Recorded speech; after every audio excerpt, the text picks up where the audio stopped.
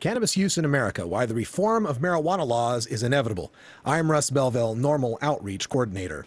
The popularity of reform pretty much shows us why it's inevitable. The current polling on legalization shows support between 38% and 53% nationally. This graph kind of gives you an idea. It's over the past 40 years, various organizations, you can see those along the bottom, Gallup organization, CBS News, Zogby, Rasmussen, various pollsters, over the past 40 years have asked the basic question, should marijuana be legalized? And while they've asked it in different ways and had different samples, we can kind of graph a trend. And that trend shows from the early 60s to the late 70s a rise from 12 to 30% in the support for legalization. During the Reagan era, it dropped from 30% down to about 16%. But since the end of the Reagan era, it's seen a climb of about 1% per year up to today, where we're getting rates between 38% and 53%, depending on the poll. Now, up in the upper right corner, you can see the purple values. Those values are for the state of California alone, from the California Field Poll, Survey USA, and the Public Policy Institute of California, showing rates of support for Prop 19, the legalization initiative, raising between 44 and 56%. Along the bottom, I've also charted out the different organizations that are talking about marijuana legalization: the NORML and High Times, Drug Policy Foundation, and MPP in green, aka the good guys, and in red, the Drug Czar's Office, DARE, Partnership for a Drug-Free America. And that's just to illustrate how much the conversation has grown over the past 40 years. Then in the bottom right corner, we see the different medical marijuana states, starting with California, Washington, Oregon, Alaska, throughout the 90s, and then through the 2000s, leading to the 14 medical marijuana states that we have today, including the District of Columbia. We also see in the bottom right corner the possibility of California legalizing marijuana, the first state in the nation to do so. And another thing that we can see is that the rise and fall in these figures doesn't seem to matter whether a Republican or a Democrat is in office. Throughout the Clinton administration, a Democratic administration, we see the numbers rise. Through the Carter administration, a Democratic administration, we see the numbers fall. The popularity of reform is also greatest among the young, liberal, and Westerners, and most promisingly, women's support is increasing. This is now that same chart you just saw, but just the Gallup organization's polling, because they've been polling the longest and the most consistently. Their most recent poll shows national support for marijuana legalization at 44%. And liberals, of course, at 78%, Democrats at 54%, 18 to 49s at 50%, and people in the West at 53%. But the gender is the big number here.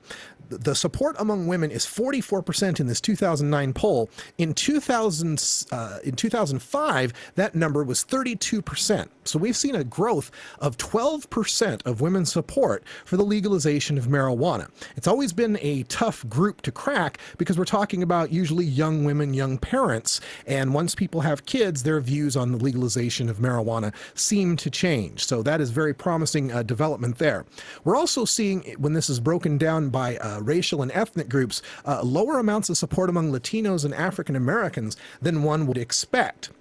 Now, less than 1 in 5 Americans currently support the arrest and jailing of adult cannabis consumers, which is the policy throughout most of this country. In a CNN Time 2002 poll, 72% of the people agreed with the notion that if marijuana is not legalized, the worst thing that should happen is people should get a fine without jail time. Only 19% believe that people should be put in jail. And 14 states currently have medical marijuana. We have another 19 states that are working on the legalization of medical marijuana. This shows you the medical marijuana states as of 2010, mostly clustered in the West and the Northeast, with the exception of Michigan.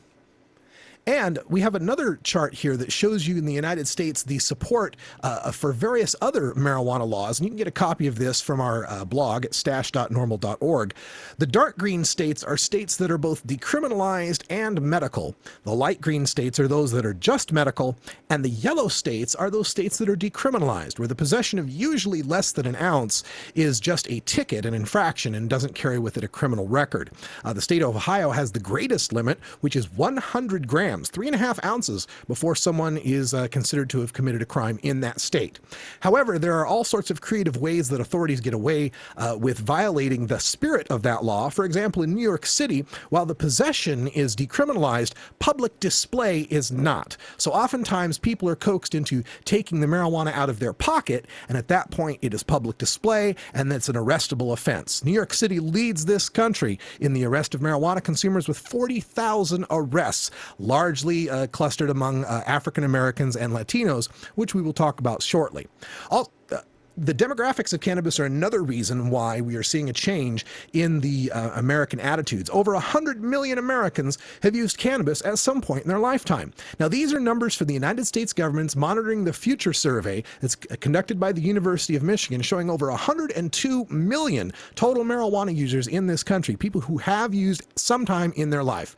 I always note how that number really jumps in the year 2000 when George W. Bush is selected. More than half of adults aged 18 to 49 have tried cannabis. People 50 and older are the fastest growing demographic. These are some pretty amazing numbers. This is the graph of people in various age groups, all three of those lines on the top, from 18 to age 49, all above 50%. Heads, someone has tried marijuana. Tails, they know someone who has. And the baby boomers are getting into marijuana more. That demographic rising from 18% to 31%. 1 in 4 young people aged 18 to 25 use cannabis, and 1 in 10 are using it weekly. Now, this graph shows you the breakdown of the prevalence of the use of cannabis among different age groups. The dark green shows people that use chronically, more than once or twice a week, whereas the very light green show the people that might use 1 to 5 days per year.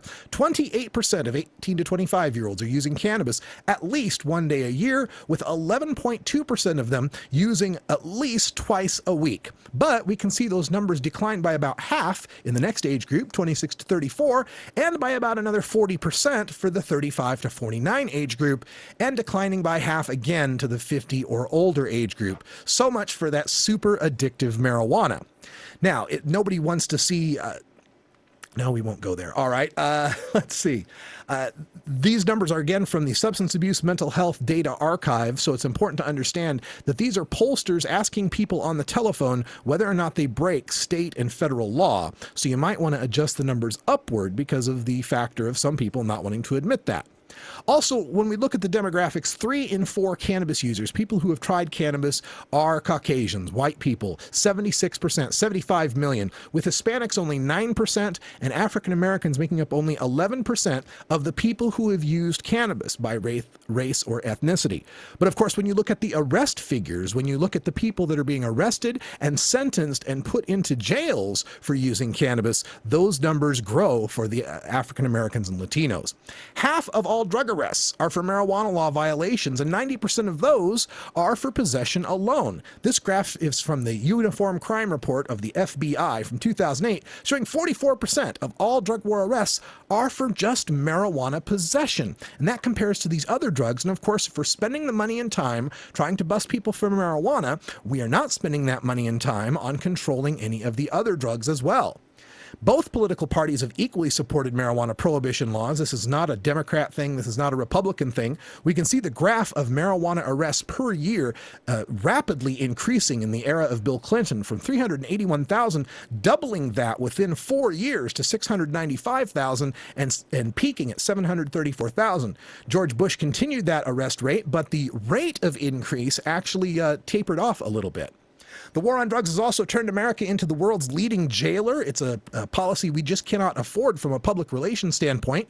This graph shows you the graph of incarcerated Americans from 1920 to 2006, which roughly grows with population through the 1970s. But when 1970 declares the war on drugs and 1980 brings us mandatory minimum sentencing, we can see how the incarceration rates have gone through the roof. We incarcerate more people in America per capita and overall than any other country in the world. $1 trillion spent in this 40 years of drug war, and we have achieved none of the objectives. Part of the reason people are rebelling against this is because, of course, the economy. The California Board of Equalization said with Tom Amiano's bill, they could raise $1.4 billion a year if they just taxed marijuana at $50 per ounce. People are hurting for jobs. The only growth economy there is in the West is marijuana anymore.